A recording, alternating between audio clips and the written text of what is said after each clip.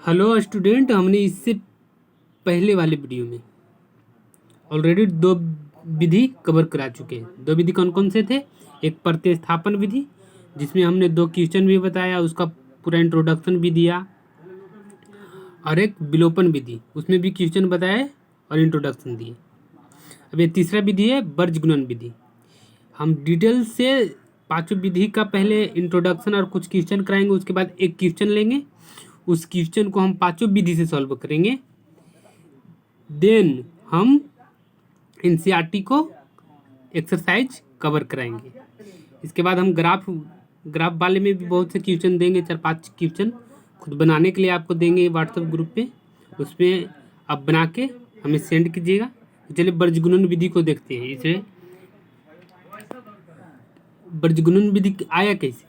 तो वर्गगुणन विधि कुछ नहीं, ये छोटा सा रूप है, मतलब सॉल्व भी किया हुआ है एक्स और वाई का वैल्यू किसके द्वारा? विलोपन विधि के द्वारा है।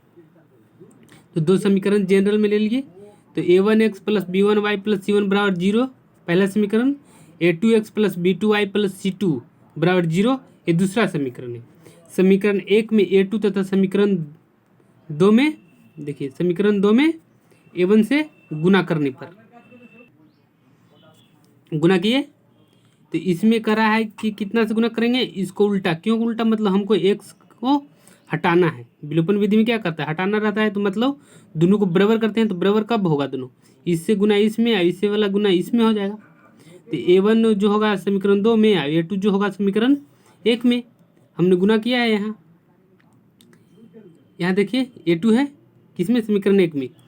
आया इधर मिला, तो a1 a2x plus b1 a2y plus a2c1 बराबर 0। अभी अलग एक समीकरण बन गया, अपडेटेड फॉर्म है। जब ये दूसरा समीकरण बन गया है तो इसको नाम हम रख देंगे समीकरण 3। और इसी तरह से हम सिमिलर टाइप के इसमें गुणन के इसी तरह से हम गुना इसमें करेंगे। किससे? a1 से। तो a1 a2 ये बन जाएगा, प्लस दूसरा समीकरण a1 b2, मतलब दूसरा समीकरण में कितने से गुना कर रहे हैं? a1 से प्लस a1 c2 बराबर 0 है। अब देखेंगे कि दोनों सेम सेम है, साइन भी सेम है। जब साइन सेम रहता है, जिसको हटाना है उसका साइन अगर जो सेम है तो वहाँ घटाएंगे, अगर जो जिसको हटाना है और साइन अलग अलग है तो वहाँ जोड़ देंगे सीधे। तो यहाँ घटाएंगे, क्या कर दिए हैं कि समीकरण 3 को समीकरण 4 से घटाने पर, अब घटाएंगे तो ये तो खत्म हो जाएगा। क्योंकि ये जो है वही ये है, सेम को सेम से घटाने पर 0, तो 0 हम नहीं लिखे, ऐसे ही लिख दिए। अब ये देखिए ये क्या है? घटाए हैं, तो ये प्लस था, तो प्लस घटाओ में क्या हो जाएगा? तो माइनस हो जाएगा। ये क्या है? प्लस है, तो ये इसके अनुसार चलेगा, मतलब अभी ए साइन के अनुसार, ए साइन का नहीं, ये अपडेट हो गया। क्यों? क्योंकि हम घटा रहे हैं तो प्लस था वो माइनस बन गया। तो a2b1y यहाँ लिख दिए, a2b1y में से घट रहा है कौन? a1b2y।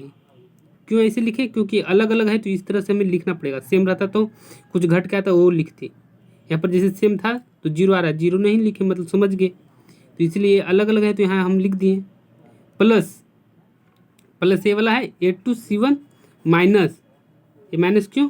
प्लस था तो ये माइनस हो जाएगा, माइनस a1c2। इस इधर हो गया बराबर 0 0 है तो बराबर 0 हो जाएगा। अब इसको y का मान इसी से निकालना है। क्यों निकालना है? क्योंकि एक ही है, एक ही मतलब y है, तो इसको सॉल्व इस साइड उस साइड करके, मतलब बराबर की साइड ले जाके y का मान हमको निकाल लेना है। तो यहाँ पे y कॉमन ले लिए, तो a2b1 माइनस a1b2 इसको इस साइड भेज दिए थे, उसमें देखे थे वहाँ पे उस साइड भेज दिए, मतलब कैसे भेज दिए? यही है, ये y कॉमन होगा क्योंकि ये दोनों में पाया जा रहा है, तो ये कॉमन होगा तो y बाहर निकल गया, तो बन गया a2b1 माइनस a1b2। इसको ई साइड भेज रहे हैं तो a2c1 प्लस में तो माइनस में हो जाएगा, और माइनस में a1c2 है तो माइनस है तो प्लस हो जाएगा। देखिए अब एक गुना में है, बराबर के इधर है, तो बराबर के इधर गुना वाला रहता है वो भागम लग जाता है, तो इसके साथ ये वाला भागम लग गया, तो y बराबर आ गया a1c2 minus a2c1, a1c2 minus a2c1 बटे a2b1 माइनस a1b2। अभी y का जो मान आया है इसको हम समीकरण 1 या 2 कुछ में रखेंगे, विलोपन विधि में कुछ में क्रम भी रख सकते हैं 1 या 2 में। तो समीकरण y का मान समीकरण 1 में रखने पर, तो समीकरण 1 क्या था, a1x प्लस b1y, y की जगह पर क्या है उसका मान रख दिए हैं, प्लस c1 बराबर 0।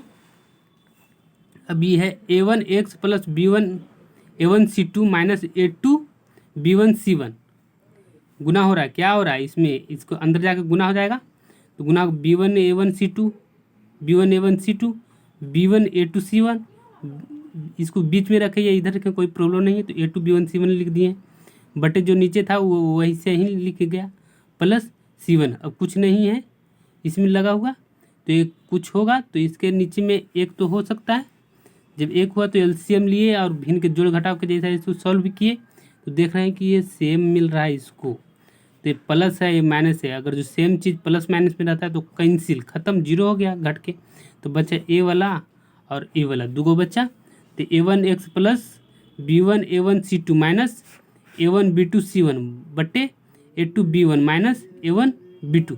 अब देख रहे हैं ये वाला दोनों में मिल रहा है, नहीं मिल रहा है, इसको उठा के बाहर ले लाएं, इसको बाहर करें तो ये कौन बचेगा, b1 c2 बचे माइनस b2 c1 बचा ना, कॉमन बाहर ले लिए, तो अब यहाँ क्या बचा a2 b1 minus a1 b2, जो नीचे था वो इसी एज इट लिख दिए।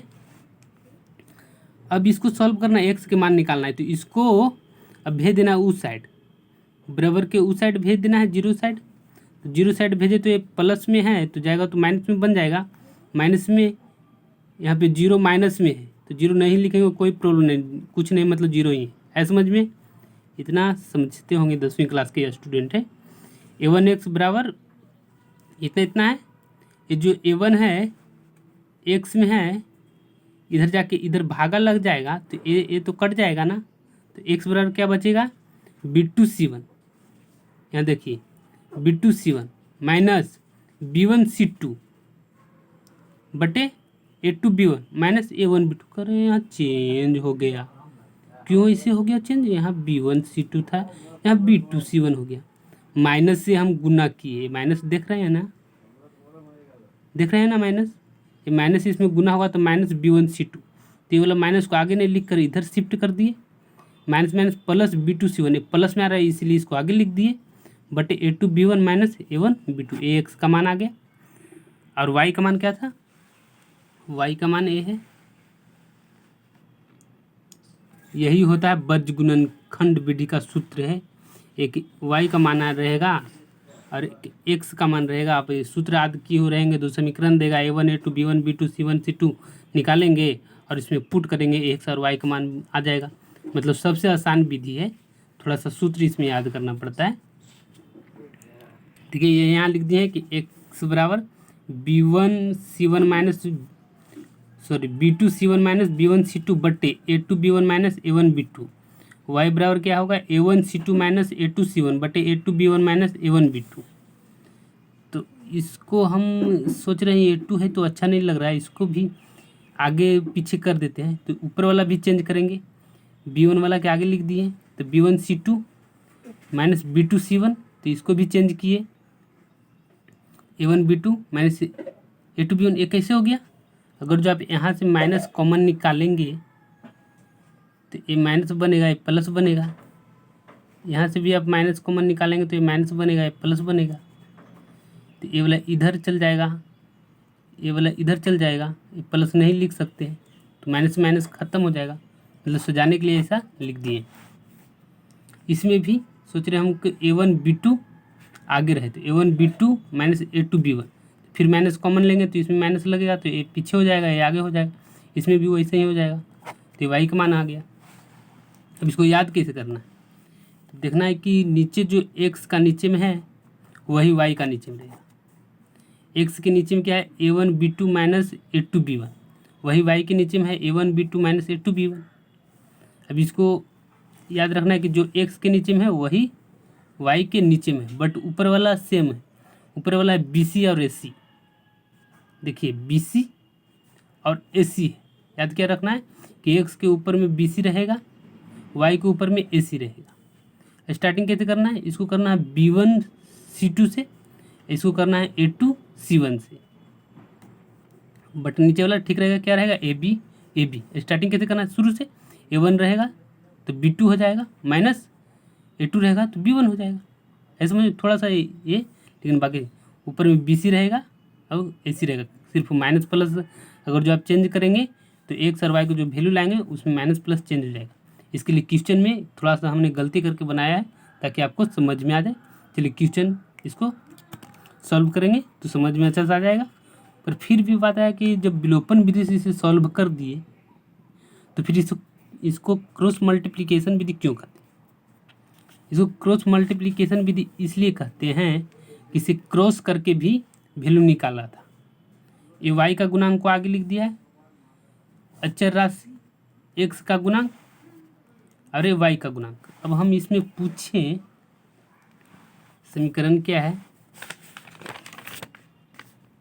हाँ समीकरण ए है। हम इसमें पूछे कि B1 का गुणांक क्या है, सॉरी y का गुणांक क्या है, तो y का गुणांक y में जो लगल है उसको गुणांक का देंगे तो B1 है, और कौन है B2। अचर कौन है, जिसमें नहीं तो x लगल है नहीं तो y लगल है, यानी कि सिंपल है। तो C1 में नहीं तो x लगल है नहीं तो C2 में x y लगल है, तो ये अचर हो गया। x का गुणांक कौन है, तो x के जो आगे लगल है वो x का गुणांक आ गया। है समझ में? तो यही हमने यहाँ लिखा है, y का गुणांक B1 है B2 है, अचर राशि कौन है C1 है C2 है, x का गुणांक कौन है A1 है A2 है, y का गुणांक कौन है B1 है और B2 है। तो जब इसको हमने इससे गुणा कर, इसके मतलब है कि यहाँ से शुरुआत है यहाँ अंत है, जो एरो दिखाया गया है तीर के निशान, तो B1C2 माइनस B2C1 ये आ गया। यहाँ से स्टार्ट है C1A2 माइनस C2A1 ये आ गया। यहाँ से स्टार्ट है A2B1 sorry A1B2 minus A2B1। Minus क्यों लग गया, क्योंकि ये नीचे है ये ऊपर था, इसीलिए इतना ज़्यादा नहीं, मतलब थोड़ा सा याद करना है, आपको समझ में आ जाएगा। सिंपल तो कितना तो ट्यूशन में ऐसे ही बता देते हैं कि याद करना है सूत्र लिख के, डिटेल में हम उनको लिए बता दिए हैं जो थोड़ा जानना चाहते हैं, जिनकी जिज्ञासा है कि ये कैसे आया, इसीलिए थोड़ा सा हम इसे डिटेल में चल गए। क्वेश्चन कराएंगे तो सब समझ में आ जाएगा। तो वीडियो समझ में एक बार में नहीं आता है तो इसे 2 बार 3 बार 4 बार जरूर देखें, समझ में जरूर आएगा। अब देखिए वही हमने यहाँ लिख दिया है कि B1C1 और B2C2 को इस तरह से दर्शाते हैं, इसको इस तरह से दर्शाते हैं और इसको इस तरह से दर्शाते हैं।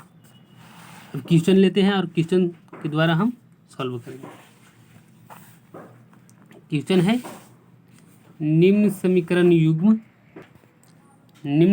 युग्म का वर्ज गुणन विधि से हल करें। युग्म मतलब 2 समीकरण दिया हुआ, इसको हमको क्या करना है वर्ज गुणन से हल करना है। पहले क्या निकालना है A1 निकालना है, समीकरण 1 में जाना है और A1 B1 C1 निकालना है। तो समीकरण 1 में A1 क्या है, x का गुणांक क्या है, तो x के आगे कुछ नहीं लगल है 1 है, तो A1 बराबर 1, B1 बराबर क्या है आगे तो -3 है, C1 बराबर क्या है, C1 बराबर है -4।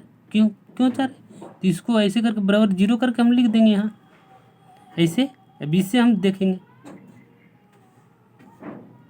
C1 बराबर -4। इसी तरह समीकरण 2 में जाएंगे तो A2 3 है, x के गुणांक खोज रहा है तो 3 है, B2 मतलब y का गुणांक कितना है 10 है, और C2 मतलब अचर कितना है -31 है। अब सूत्र से वर्ज गुणन के सूत्र से x बराबर क्या था, x बराबर था ऊपर में BC और नीचे में AB। देखिए थोड़ा सा हम चेंज कर दिए हैं, ये हम गलत बना रहे हैं आपको समझने के लिए कैसे।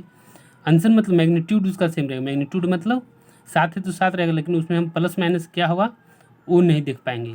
अगर जो आप चेंज कर देंगे थोड़ा सा भी चेंज हो जाएगा तो थोड़ा सा क्वेश्चन में साइन चेंज हो जाएगा, एक को साइन चेंज हो गया तो दूसरा का वैल्यू अलग आ जाएगा। तो ये इसीलिए हम इसको गलत देखिए बनाते। हम ऊपर याद सीधे किए तो BC रहेगा, नीचे रहेगा AB, तो BC रहेगा तो कैसे हम लिख दिए B1C2 माइनस B2C1 और नीचे लिख दिए A2B1 माइनस A1B2। वैल्यू रख दिए सबको। B1 कितना है -3, C2 कितना है -31, B2 कितना है 10 और C1 कितना है -4। इसी तरह से A2 कितना है 3 और B1 कितना है -3, A1 कितना है 1 और B2 कितना है 10। इसको पूरा सॉल्व किए, सॉल्व करने के बाद इतना है, इसको जोड़े घटाए तो फिर भागा दिए, भागा देने के बाद कितना है -7। तो x के मान -7 आ रहा है, जो कि गलत है। x का मान 7 आएगा। क्यों गलत हो गया? क्योंकि हमने यहाँ पर अच्छा से देखा नहीं, इसका साइन अलग अलग है, इसीलिए यहाँ पे माइनस आ गया।